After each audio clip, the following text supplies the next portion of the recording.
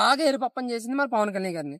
చాలా జోకర్ గా చాలా చీప్ గా చూపించారు. చిరంజీవి గారిని చూపించారు, నాగబాబు గారిని చూపించారు. అలాగా వాళ్ళని చూపించాల్సిన అవసరం లేదు, అంత చీప్ గా చూపించాల్సిన అవసరం లేదు. ఇందులో పవన్ కళ్యాణ్ క్యారెక్టర్ సారీ నాగబాబు గారి క్యారెక్టర్, చిరంజీవి గారి క్యారెక్టర్ పెట్టాల్సిన అవసరం లేదు.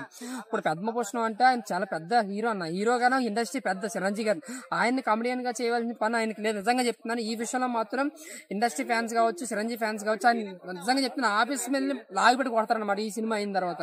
సో నాకేమనిపించింది అంటే ఆడు దోలెక్కి తీసుకున్నాడు, డబ్బులు దోలెక్కి సినిమా తీసుకున్నాడు. మనకు దోలెక్కితే సినిమాకి వెళ్ళాలంతే.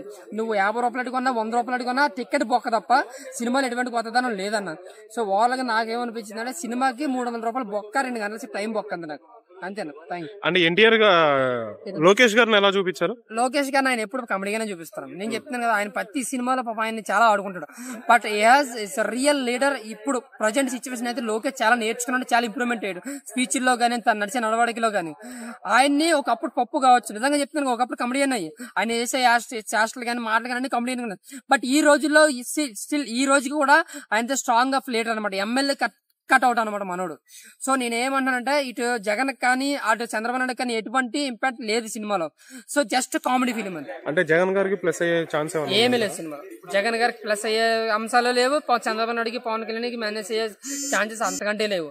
ఏదో అడుగు దోలకి తీసుకున్న సినిమాలాగా అనిపించింది. కొడాలి నాని కానీ రోజా గారిని కానీ ఎటువంటి లేదు, ఆయన జస్ట్ పక్కన ఉంటారు అంతే, ఏదో మాట్లాడతారు అంతే. ఎటువంటి వార్డు వెళ్ళే వాళ్ళకి ఏదో క్యారెక్టర్ పెట్టారు అంతే.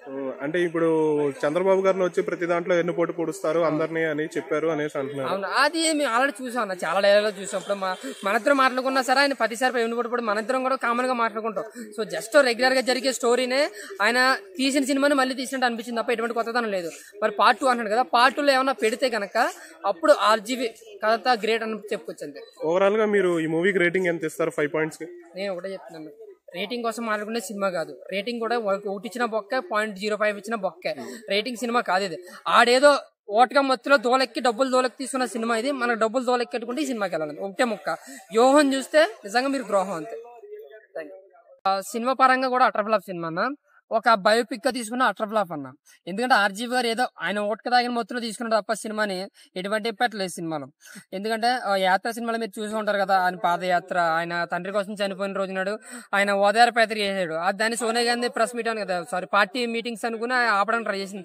అయ్యే సీన్లు ఇందులో ఉన్నాయి, అయ్యే మాటలు ఇందులో ఉన్నాయి, అయ్యే వార్నింగ్లు ఇందులో ఉన్నాయి. అంటే పవన్ కళ్యాణ్ గారిని కమెడియన్ చేశారు. ఒక్క నిమిషం, ఇంకోటి చంద్రబాబు నాయుడు గారు ఎలాగా మనకి వ్యూహాలు పండడం, ఆ డైలాగులు చెప్పడం, అవన్నీ కూడా ఆడ ఎదిగితే మనం ఎదగలేము. ఎన్ని కుట్రలన్నీ అమ్మరాజు ఇవన్నీ చూసాం కదా, లక్ష్మి ఇవన్నీ చూపించారు కదా. బట్ ఈ సినిమాలో అయ్యే డైలాగ్ ఎటు వచ్చిందిలో ఏంటంటే